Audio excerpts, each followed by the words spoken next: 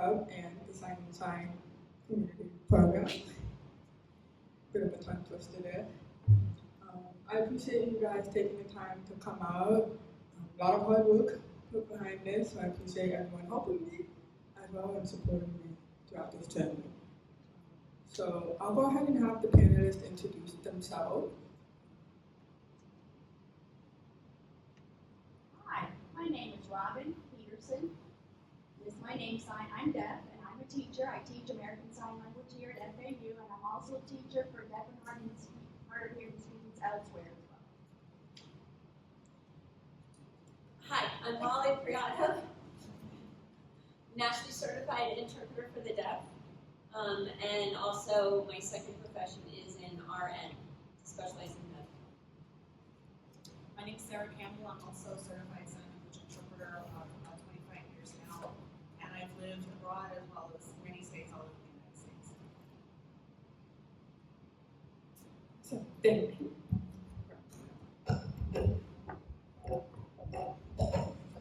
Thank you.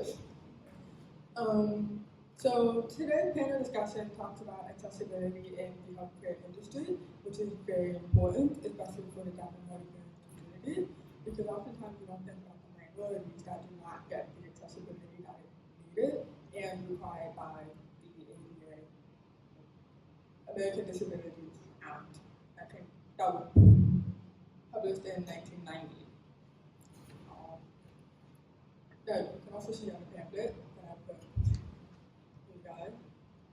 So I invited the panelists here to share their experiences, whether they were a patient themselves or an interpreter working behind the scenes, and what that was like. So the question for you guys: what moment would you like to share that emphasizes the importance of accessibility?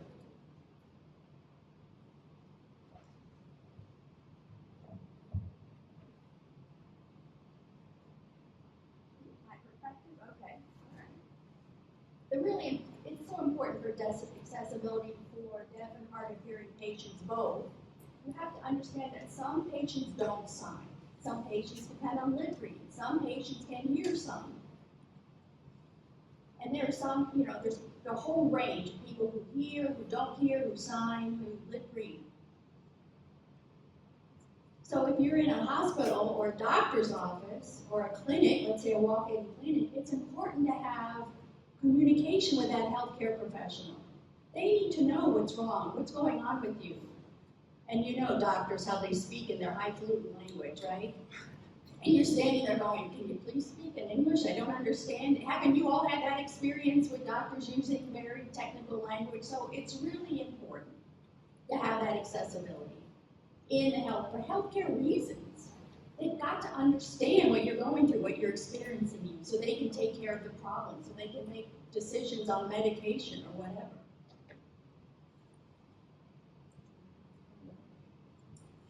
Well, when I was thinking about accessibility with this question, one of the signs for accessibility is like to enter. It's a way, like you could enter a room. And it made me think of opening a door. How many people have ever held a door for another person? Yeah? We're all good people, yes. Excellent.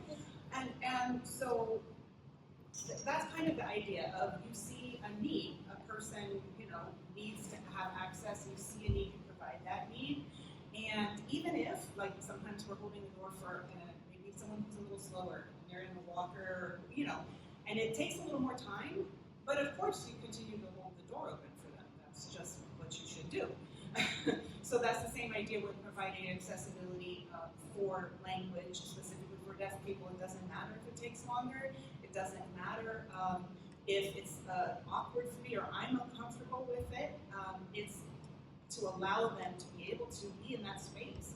And not only a space, an environment, a physical environment, but knowledge, having knowledge, because knowledge is power, so they need access to that. And of course, we would never think of, oh, this person's too slow, I'm going to close the door in their face and I'm going to stand there and block the door for them. We would never think to do that.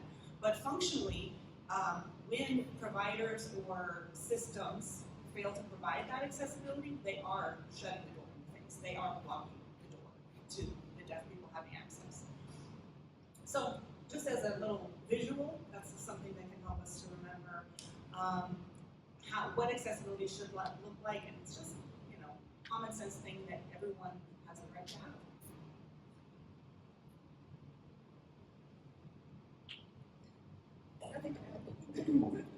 So my next question is, what does effective communication look like when interacting with the deaf and hard of hearing community? In general, you mean? General community? We can talk about the general community and also in the medical industry as well. Okay. I don't know where to start. It doesn't look like my name is Molly. It doesn't look like that. That's not. that is not You're what right. you do. You're absolutely right. Just speak normally, and you don't talk to the interpreter. You're my interpreter. Hi, deaf person over there. Hi. How can I tell him? Look at me, please. Don't talk to the interpreter. Please look at me. But Don't ignore the interpreter. You can look directly at me, and the interpreter will hear you speaking and sign to me what you're saying. Hi, I'm Dr. So-and-so, and I'm here to help you. How can I help you? That. Where's the interpreter in this situation? Well, Did you that's see what what that I looked mean. like? That was I perfect. just plugged the interpreter because now if she's the interpreter, and hi, now I am, can you see the interpreter? You No. can't. No, I can't. Yeah. So she'd have to explain to me again.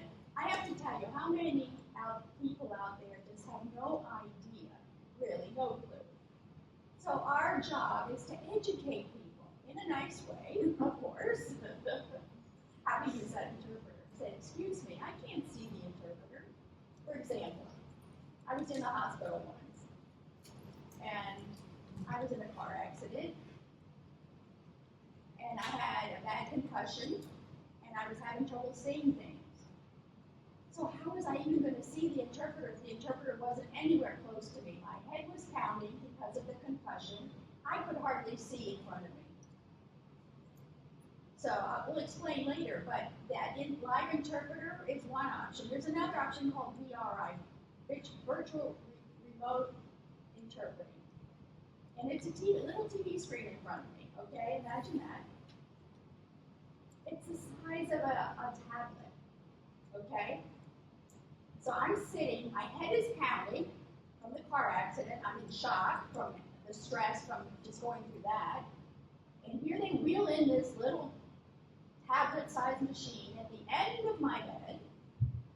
And I'm like, what is this? I can't see this. I can't see this. My head is pounding. It's a little tiny, the interpreter is smaller than the tablet, obviously. Then the doctor comes in with a mask on his face, and he comes in front of me, and he starts talking. Like this. Good. And he stands in front of the machine. So the nurse brings it closer. The doctor moves and ends up standing in front of the VRI machine again. I was just so crushed. I had shut my eyes. My head was, I didn't know what to say. I was exhausted. That's the problem. Communication totally broke down. These situations come up all the time, especially in the hospital. Here I am with this accident trying to deal with just communicating. Add to that, Sarah?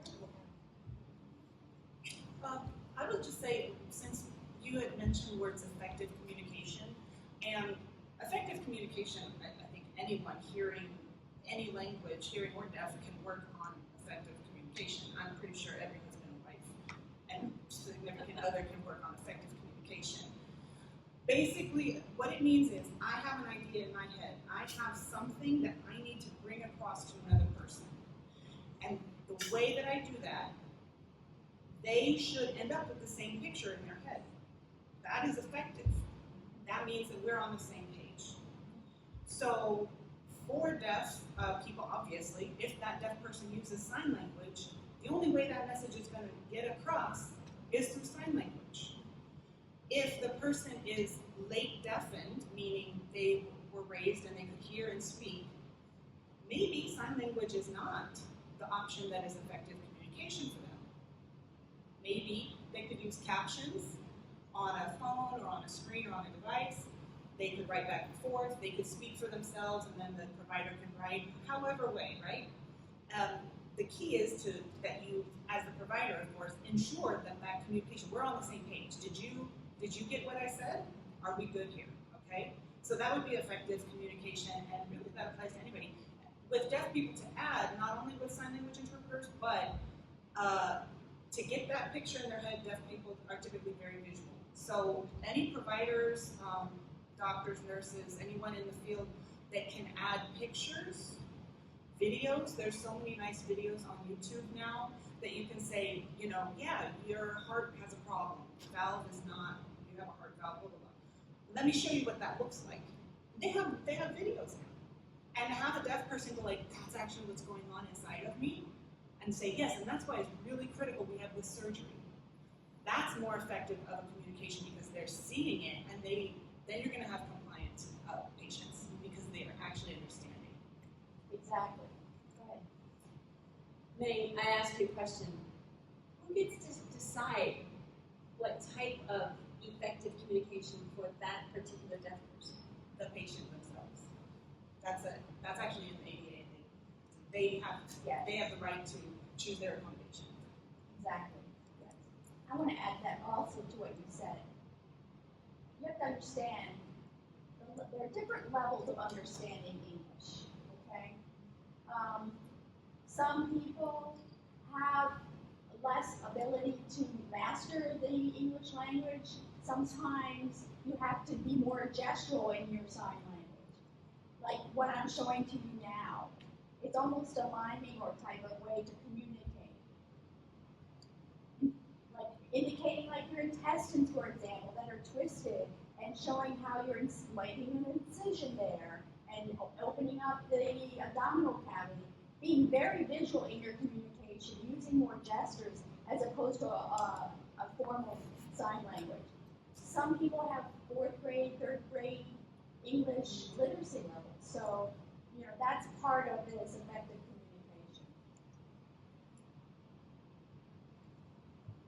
communication. Thank you.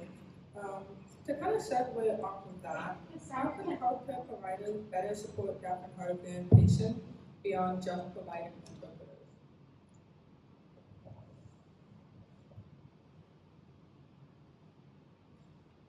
Can you repeat that? I'm sorry.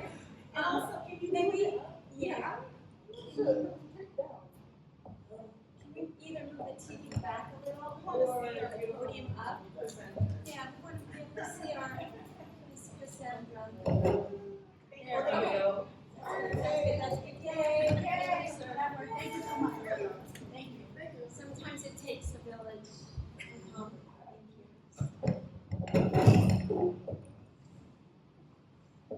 How can healthcare providers better support deaf and hard of hearing patients beyond just providing interpreters?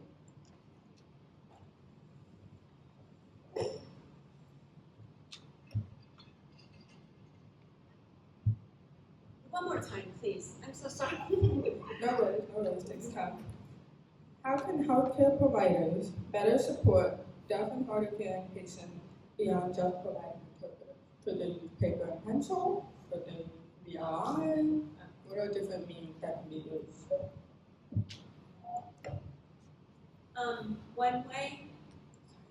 One way is to be nice. Period. Just be Patient. nice. Yes. Yes. Be patient with your patients. That's good. Yes. And know that I think your example of the doorway going in was amazing. That we will be patient for somebody holding the door, and you're not going to slam it in their face. And deaf people get their communication needs slammed in their face way too often. And so kindness and a little bit of knowledge. Having a good attitude, that's important. Be patient. Having a patient attitude. We're human like you all are. We're just like you. We just can't hear, that's all. We just takes more time to understand. It takes a doctor a little bit more time. They often want to hurry up and get out of the room. They just want to rush things. And we can't. We need that time for the communication to work. And part of that goes to the fund of knowledge lack. Deaf people, many deaf people, because a lot of us don't realize how much we pick up 24 hours a day just through our ears that we're not even paying attention to. But we get random bits of knowledge that sticks in our head that we make connections to. And then when we come across it, we can kind of go like, oh yeah, that's familiar from, I don't know, some MacGyver episode I watched in the 80s. Yeah, I remember that, you know, like, so we have that, and because deaf people's world is simply what they have been able to see, and the comprehension must come from their language.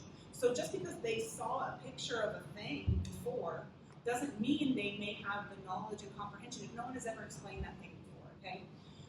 So, talking about providers in the doctor's office and all of this, a provider should, like she said, be aware that it's going to take a little bit longer, especially if you want a compliant patient, because you need that time to, first of all, explain as much as that deaf person wants. Some deaf people may be quick and easy.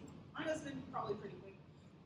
Robin maybe not too much. Yeah, some people may be quick and easy, but if that deaf person is giving signs that they are just like nodding along and not actually getting it, you're gonna have a person that goes home and does not take their medicine. Or that you tell them they have diabetes and they go, okay, and they don't change anything about their eating habits or anything. So that actually comes back around to them later, because if a lot of deaf patients actually get labeled non-compliant by providers, which means that future providers treat them differently. And why were they non-compliant? Because they had the doctor come in for 5 minutes, fact, a couple big words, you need to take pills, and they go, okay, when, what, how? And then they took the pill without food, and it made them feel nauseous, and they decided, I'm never going to take that pill again. Well, because no one ever said, oh yeah, you have to take it with food, or, you know, what have you. There's all these little details that we get used to the routine of a practice of coming in. We know the doctor's going to spend 5 minutes with us, and okay, fine. But they don't have that, and they need more time, and that just needs to be recognized in them. That kind of brings us to also the interpreter, the medical staff, but also the interpreter or the signer. So there's different, just a general bird's eye view of our world, her world, y'all's world. For American Sign Language, there's 3 modes of communication: spoken language, written language, and sign or gesture. Those are the modes. And in that signing communication, there's different languages. Just like in spoken, just like in written, there's different languages. In sign, there's Spanish sign language from Spain, there's Portugal sign language from Spain, and there's Haitian Spanish tendencies, and Brazil and Venice.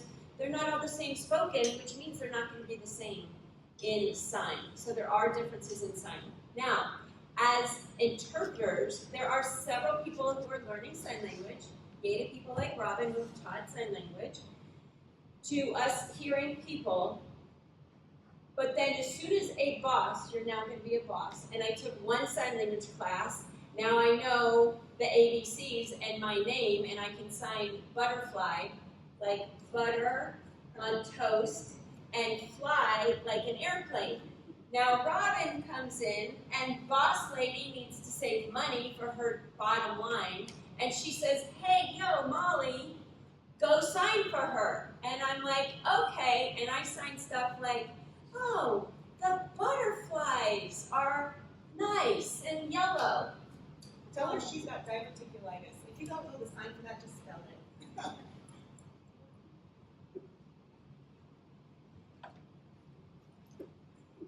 Or remember the news, they put that man, remember? He didn't know how to sign. He was on the news, on the TV, and he's standing up there. You remember that. It was so obvious he couldn't. But they put this person up there who wasn't an interpreter. Live on TV. It was a funeral, right? The You yellow remember? Mandela, And Mendoza. over the years, Oh, yeah. No, and there was another instance, but it was The recently. yellow shirt for hurricane. Oh, yeah. Polo. Yes. Yeah, it was hurricane, that's right. It was hurricane coverage. They put in this man to interpret. Hey, you can't just put, it has to be a certified interpreter. But if this is a state emergency with a hurricane, you gotta get important information. So our fearless leader is going to show us a clip with a signer versus an interpreter. So a signer is anybody who can sign stuff. They might be really fluent, but their brain doesn't know how to read between the lines of an English speaker and understand diverticulitis and be able to break down diverticulitis. Itis means swollen, diverticulate. Where is that? Where does that happen? Oh, that's here. It's not up here on my big toe. My big toe's, it doesn't work. You have to be able to know the process. Once you learn and are fluent in American Sign Language, then there's a process and degree for learning, most of the time degree for learning how the process for interpreting. So in the interpreting world, there is national certification. That's the only legal one that is actually covered legally, nationally certified. And then there's EIPA, that's a certification, not certified person. Like a certificate, right? Certificate saying, hey, I did this and I can work in the schools, not in the doctor's offices, not in a lawyer, not in court, in schools. And then there's people who are signing and their deaf friend says, hey, do me a favor, will you come with me? But that's not a professional, they don't follow the code, they don't know all the laws and rules and stuff. So those are the why an interpreter, and remember Boss Lady, she has a bottom line. She wants to hire me because I'm cheap. She doesn't want to hire somebody who knows and has flown to different states to get certified for their continuing education certificates or taking extra classes for learning the in-depth intricacies of how a valve works, a cardiac valve, or what itis means, or all that stuff. She doesn't care about her knowledge and comprehension. I've interpreted many diabetic appointments, and when the doctor says, what did you have for lunch? Oh, I had spaghetti and yada yada.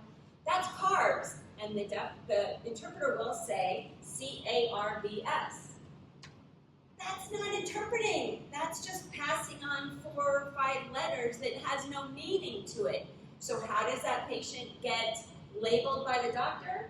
Non-compliant. So whose fault is it? Actually, in that situation, it's not the doctor's fault, it's not the deaf person's fault, it's the interpreter's fault, because that interpreter has not done their due diligence to learn medical terminology and break it down and read. Now, if the deaf person says, oh, carbs, I know I eat too many toasts and spaghetti, that person knows what CARBS is. But if the deaf person goes like this, everybody look. If the deaf person goes like this, that means I have no clue what you're talking about. That little tiny, watch my nose, y'all, right here. Split second, blink, and it's gone. But that tells a true, skilled interpreter that they don't know what they're talking about. The deaf person doesn't understand the English of what that CARBS, so the interpreter has to break it down.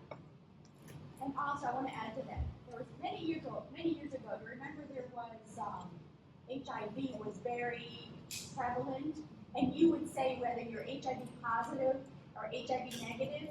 And of course, HIV negative was the good thing, and positive was the bad thing. But many deaf people misunderstood that because they thought, oh, positive is a good thing. So if you tell me I'm HIV positive, that's great. There was a lot of misunderstanding. They didn't understand, and nobody clarified. That says, saying something's positive, you got it. You've got to interpret it to say you have the negative facial expression, and to say that you have HIV. So they know, meaning positive means you have it. There's so many confusions that happen with deaf people with this kind of medical situation. And you said like COVID too. Oh, because COVID positive is the same. HIV positive means you have it. COVID positive means you have it.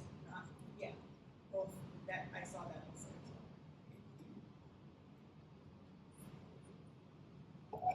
So, thank you. Kind of to segue off of that, how can healthcare systems move beyond compliance and towards true inclusion?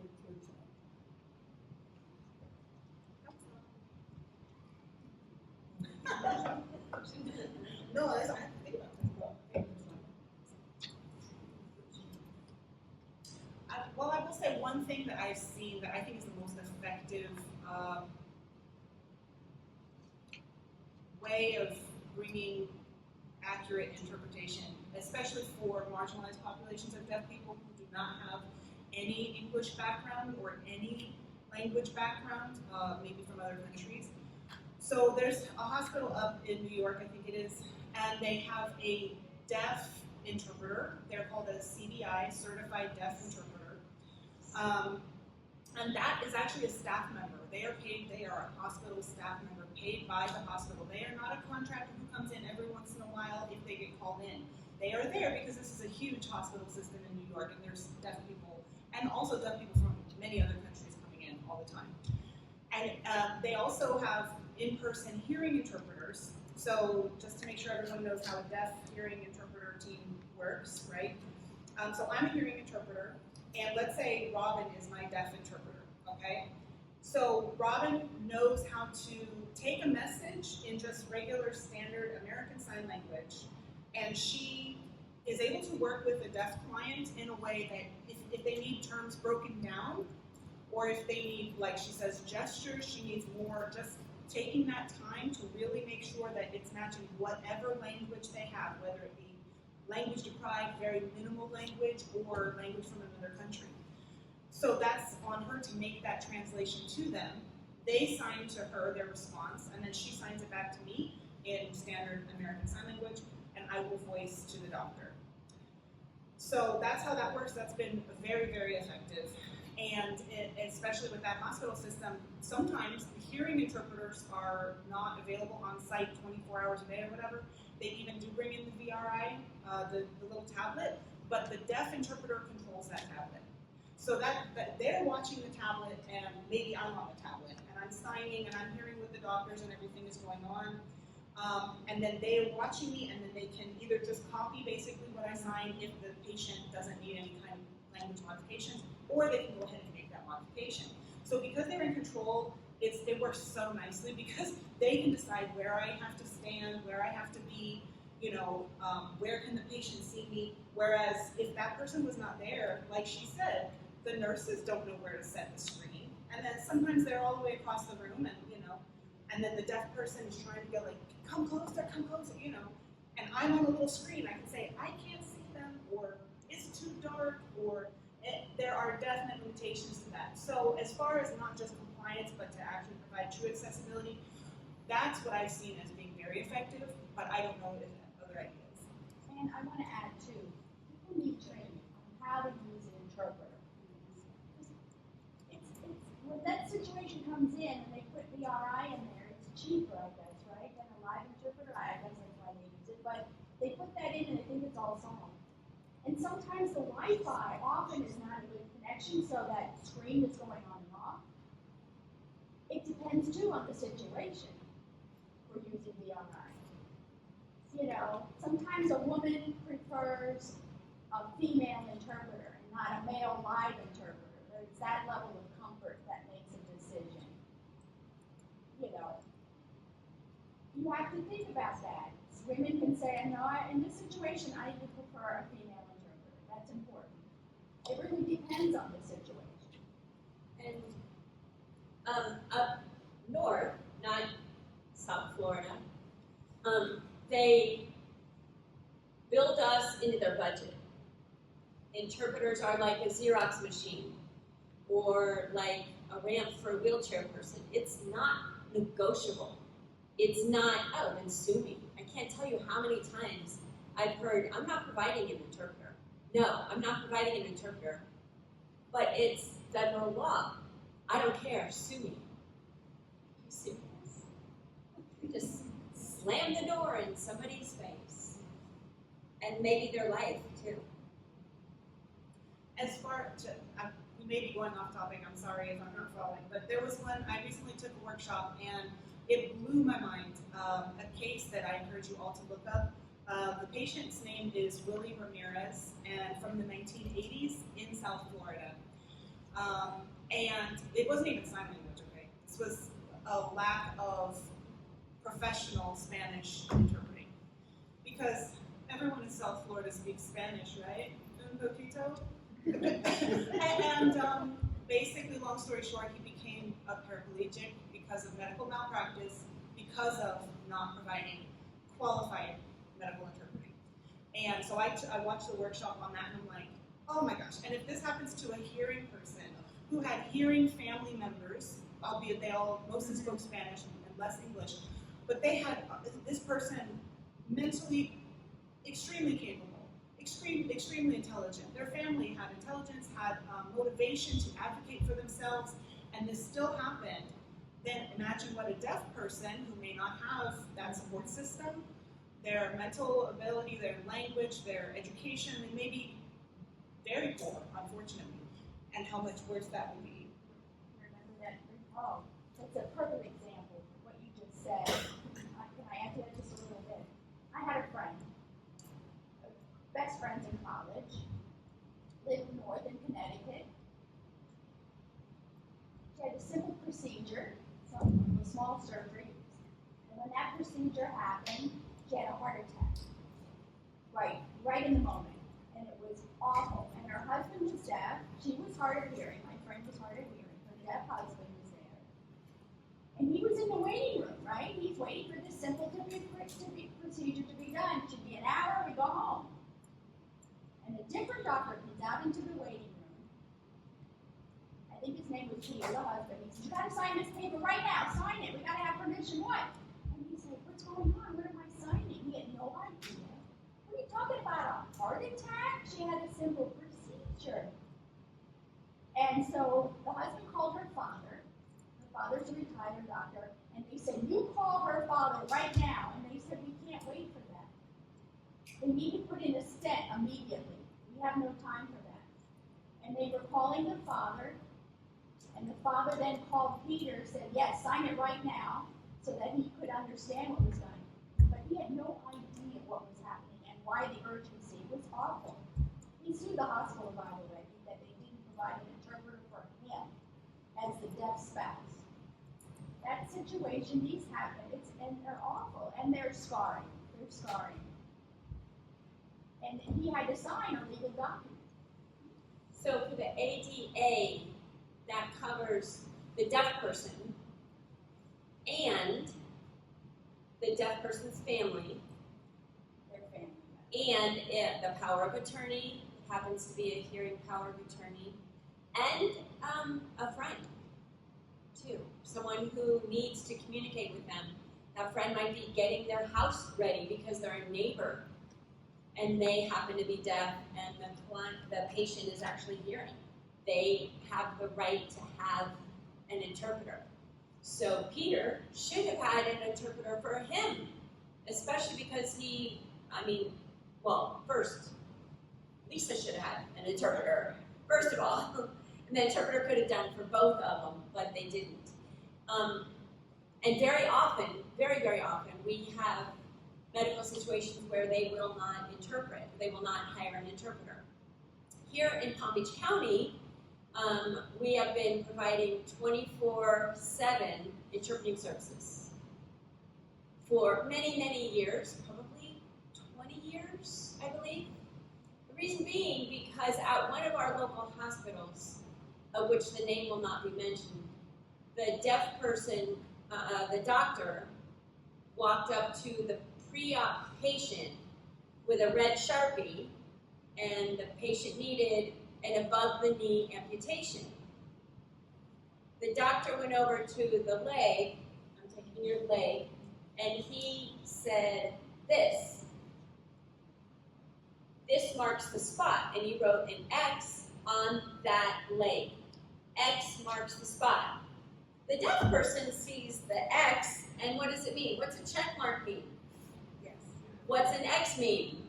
Wrong, right? So he's saying that's the wrong leg. You're not cutting that leg off. The deaf person is thinking, you're not cutting this leg off. Deaf, no interpreter.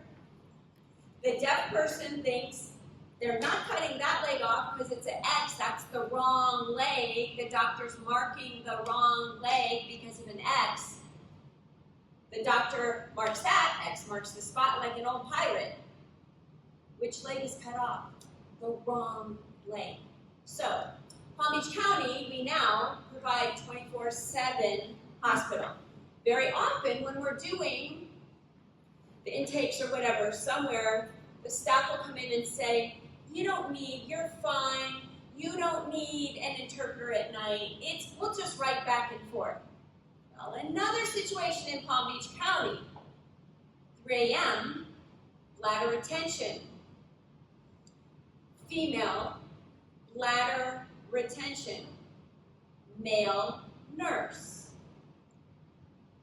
Bladder retention, medical people, what does bladder retention need? They need a Foley put into their privates to empty the bladder. What does that deaf person with no communication think is going to happen, is happening to them? When a male nurse comes in the middle of the night and spreads their legs apart. That. Or, I don't have anything, another nurse has said very often, I don't need anything, I don't need to tell them anything. Well, they're writhing in pain, writhing in pain. They need to tell you when their pain is. That's fine, they can just, I'll hold that picture sign up for 0 to 10 kind of thing, the happy face to the face thing, that's sliding scalping. Well, but you don't know if it's in the medical world, it's burning pain, stabbing pain, throbbing pain, intermittent pain, continuous pain. Is an elephant sitting on you? Is it on thought? All those pains. Instead of just pointing to a picture, they have no idea what it is. They don't know allergies. They don't know, I need all of a sudden blood. Anyway, there's a million reasons why we need 24/7. So that's why we have the VRI now coming up instead of an on-site, because it is cheaper. They pay per minute. So that VRI thing is pros and cons to both. Totally. I've got lists, so if that question comes up, we will talk about those lists later, but it's important. I can go ahead and segue into VRI. Can you talk about your experience, whether you've been interpreting or used it yourself, what that was like? You want your experience first? Yeah, go ahead first. What do you want? Okay, I'll explain it. It'll be all right. Okay. I was in the ambulance. I was in the car accident. I told the EMS, please call the hospital and request an interpreter for me, so that when I get to the hospital, they'll have an interpreter there waiting. That was my goal. So I'm waiting, and the hospital's pulling up. And I didn't want VRI. I said I wanted a live person. I want a live interpreter. Tell the hospital I want a live interpreter. Well, that hospital brought it was a small hospital. Okay? They didn't really know much about a lot of things, especially interpreters. So when I got there, they brought me in, and I'm looking for my interpreter. Understand I have a cochlear implant, which I lost. It fell off in the car accident. So now I am totally deaf. I don't hear anything. My head is pounding. And I'm asking, where's the interpreter? Where's the interpreter? And they say, oh, hold on a minute. And of course, the nurse is talking with a mask.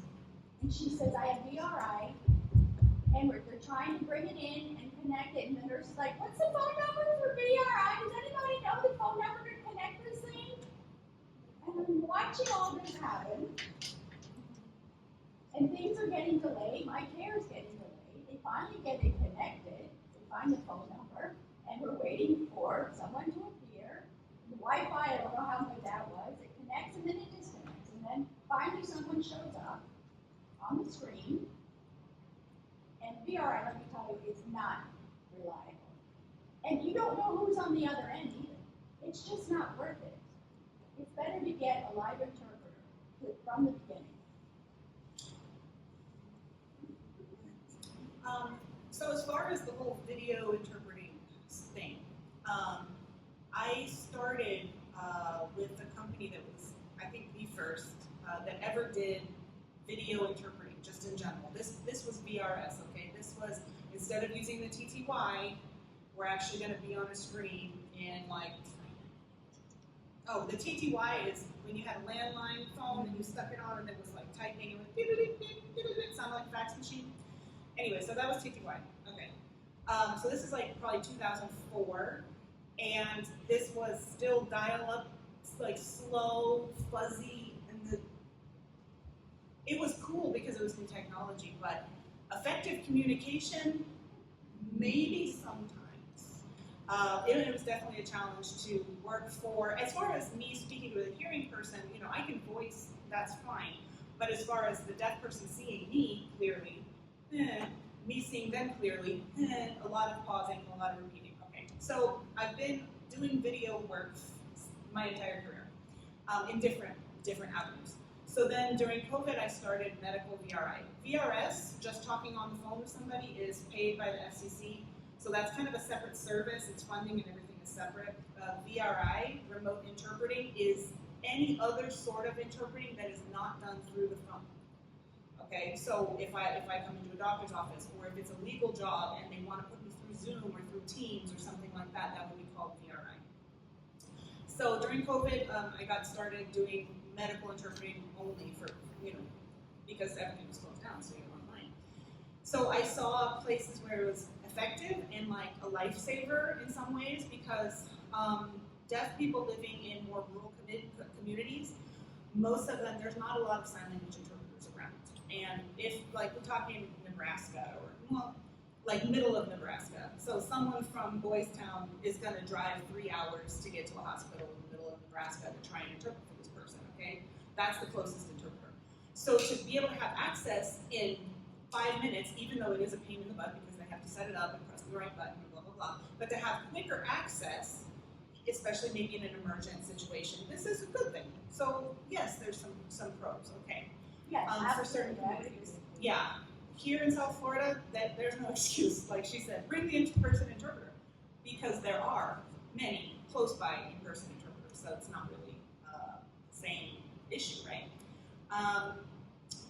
So yes, and as I was working several times, I had to advocate for the patient to say, this, I am not effective here. You need to call an in-person interpreter. This deaf person cannot see me, maybe they're older, they have vision impairments, they can't see me correctly, or this person uses a sign language from another country I'm not familiar with, I don't have access to a CDI right now, and this is a risk that I'm liable as well. The hospital should be liable, and they should be thinking that, like, we can't just pretend to provide an interpreter, and I'm just going to pretend to interpret even though I have no idea what he's saying. We can't do that. And I want to add on to that, talking about Spanish. You know, American Sign Language and Spanish Sign Language are so different. I know in Miami there's a few interpreters who can speak Spanish and can interpret with ASL and go from ASL to Spanish spoken language. So they're trilingual, or trilingual. So you need to be, some interpreters need to have that skill to be able to go to more than 2 languages. So VRI, yes, in a last minute emergency, if there's no other option, that is important. But I'm glad you said, in some areas, some areas have regional signs. So these are signs that are pertinent to that particular part of the country. And that's an important skill as well to know. Just like suppose, slang, Southern slang, for example, how some people talk from that part of the world, some of the words they use, how they talk about things can be very different depending on what part of the country you live in. And sometimes with an interpreter, having to slow down and clarify a specific sign that's used, that takes that time. So.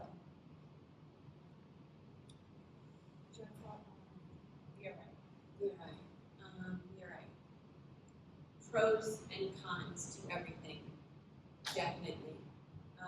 I think deaf people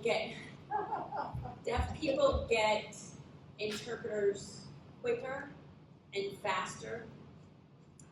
And it used to be in the beginning, so I've been a professional interpreter since '85. And so we didn't have VRI back then, or VRS, which is the phones. We just had on-site interpreters that got in their car and drove for 3 hours or whatever and stayed all night until whatever happened. We didn't even have cell phones back then. But so VRI, there's pros and cons. I have been on-site where the on-site interpreter didn't know medical. They kept failing all of their state tests. They were not a good interpreter. They were not following any of the rules. And they were helping and massaging and doing this and that and just wrong, bad, not following our code of professional conduct.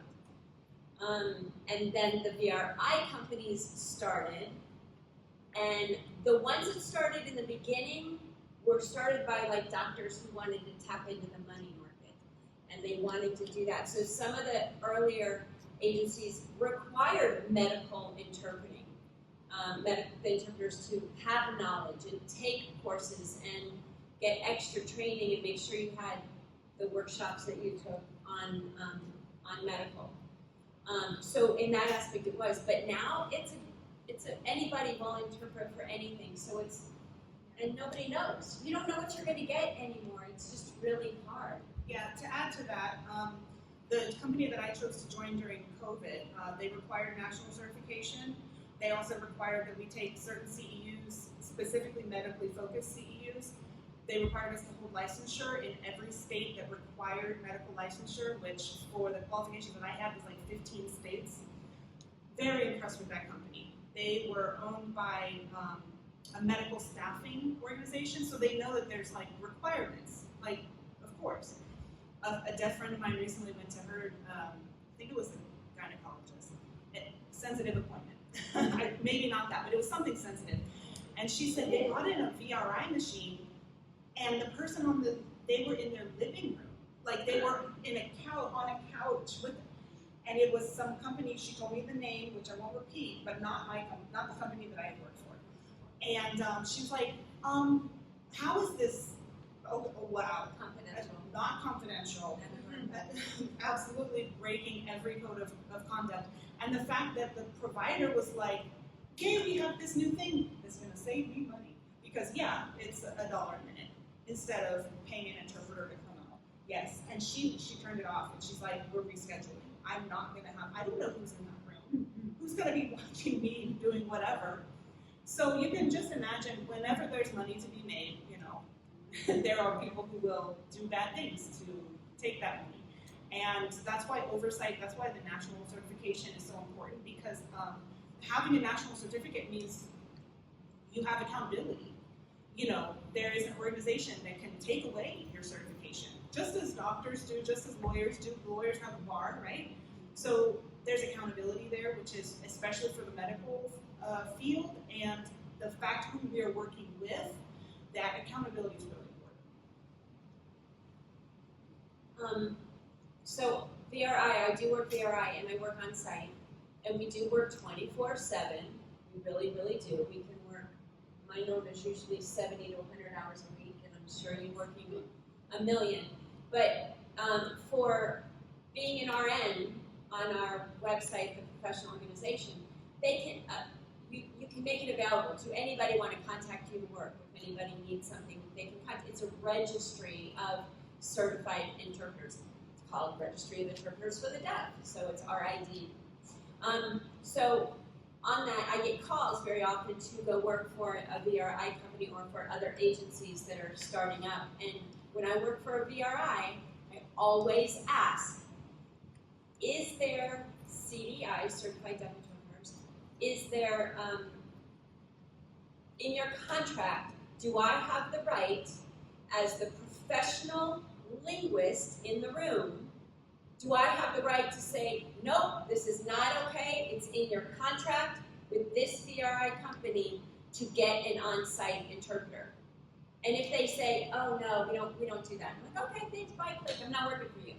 Because I'm gonna fight for you guys, and when I get that situation, I'm gonna say, hey doc, I'm sorry, in a very professional way, no, this isn't working, you gotta get something else. And they'll say, oh no, this is the only one that we have.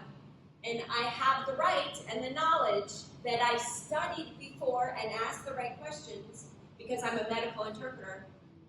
No, go talk to your chief of medical staff, go talk to your director of nursing, the CFO, and find out the agency and look at your contract. It's in your contract. You get an on-site interpreter. We're all live interpreters in my opinion, so I don't like the term live because VRI interpreters are alive, we're not dead. But to get on-site interpreters. So that is our job to say, nope, they can say it all they want, and deaf people should say it.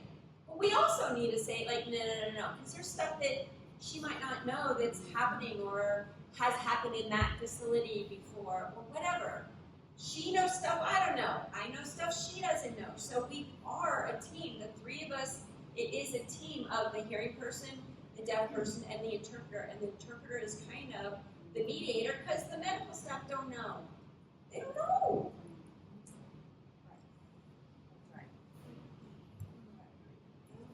So thank you for sharing that information. I would like to take a quick 2-minute break, a water break if you would like. And I'm going to put up some examples from media, such as the show The Pit.